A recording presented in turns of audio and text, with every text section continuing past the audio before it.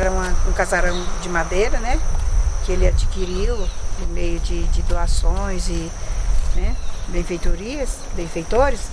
Aí ele começou aqui com a faixa de 150 homens em 1932, né? Em 32. Ele ficou com esses homens aí, atendeu. Depois, como já tinha abrigo para os homens, ele encaminhou esses homens para um abrigo. E aí ele começou em 1933 o trabalho com as crianças, né? Vendo a necessidade de acolher a criança tuberculosa, né? Que na época tinha o sanatório para adultos, para homem e para mulher, e para criança não tinha. Aí ele viu essa necessidade de estar acolhendo a criança. Foi quando ele começou, nessa casa, que era um casarão de madeira, começou a acolher. No início ele começou com 20 crianças, né? E aí ele começou a campanha, né? Em 1932 para 33. Em 1940 ele começou a construção do Sanatório Infantil São Vicente de Paulo, hoje Casa da Criança, né? E lá ele construiu, terminou essa construção, foi inaugurada em abril de 46, esse sanatório, com a capacidade para 250 crianças, com os equipamentos mais modernos da época, né, para atender essas crianças. Foi quando ele passou as crianças que estavam aqui, passou para lá. E aqui continuou sendo, como as crianças, ele assumiu um compromisso com a prefeitura da cidade, que as crianças não poderiam passar dali do Mataburro para lá, por causa do contágio, né? Porque na época a doença da tuberculose era como se fosse uma coisa contagiosa, uma peste, né? Que as pessoas não podiam conviver junto. Aí ele assumiu esse compromisso e aqui ele transformou numas salas de aula para onde as crianças tinham aula. Aqueles que poderiam, né, estudar, que poderiam sair da cama, tinham aulas.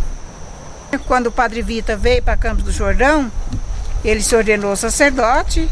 A primeira paróquia dele foi em Lambari.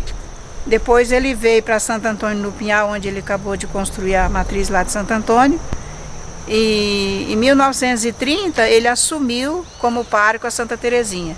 Foi aí quando começou essa necessidade, esse desejo dele de ajudar o próximo, foi que ele começou esse trabalho social, né? Que o trabalho dele foi sempre social, né? Então por isso que nós somos o Instituto, ele é o Instituto de Filantropia e Assistência Social. Temos um trabalho social aqui em Campos do Jordão e temos outro lá em Pindamonhangaba, onde o Padre Vita é uma chácara que ele comprou na época com herança da família, né? E doações.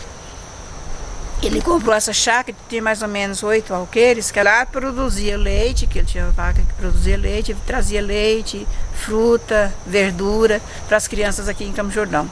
E na época vinha no bondinho, né?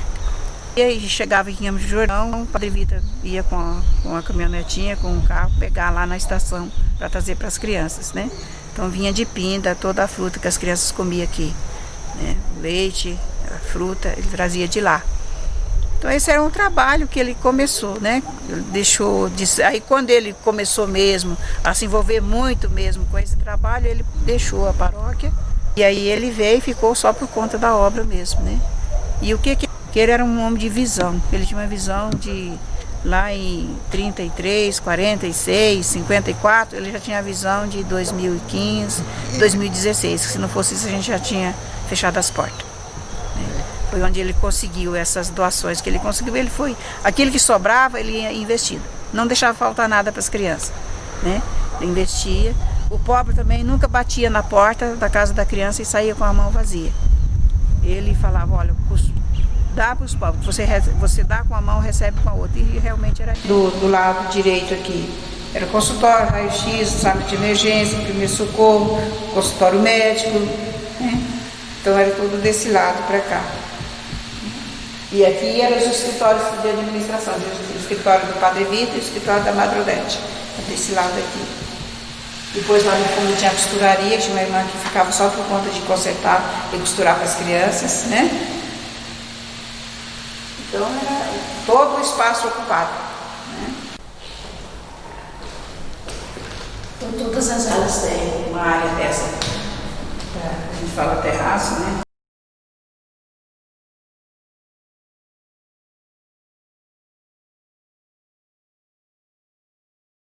Essa mesa aqui Foi a mesa onde ele celebrou a última missa dele aqui com os dois colegas de ordenação dele, o Rosa e o Monsenhor Azevedo. E aqui, o que as crianças faziam? Faziam o ramalhete espiritual pelo Padre Vitor e pela obra do Padre Vitor. O que é o ramalhete espiritual? E esse meu ramalhete eu quero fazer de missas. Então eu vou participar de várias missas. Eu me propus de participar de 100 missas. São orações, são sacrifícios que as crianças faziam, né? Ou às vezes tinha vontade de uma fruta que ela gostava muito. Fazia a penitência de não comer aquela fruta em intenção pela obra do Padre Vitor, pelo pai Vitor que estava cuidando deles. Então ali eles registravam isso no cartãozinho e davam para o Padre Vitor. Nós fizemos isso na sua intenção, na obra.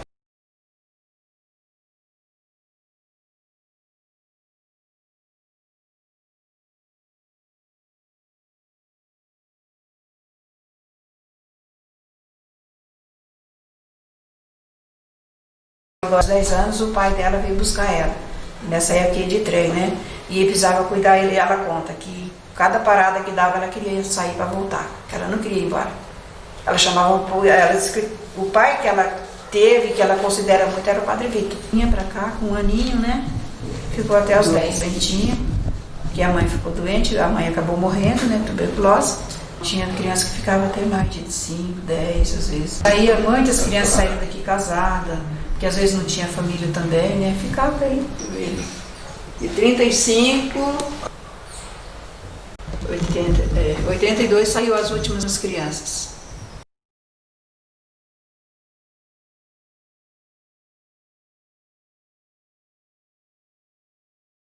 E aqui é a cozinha.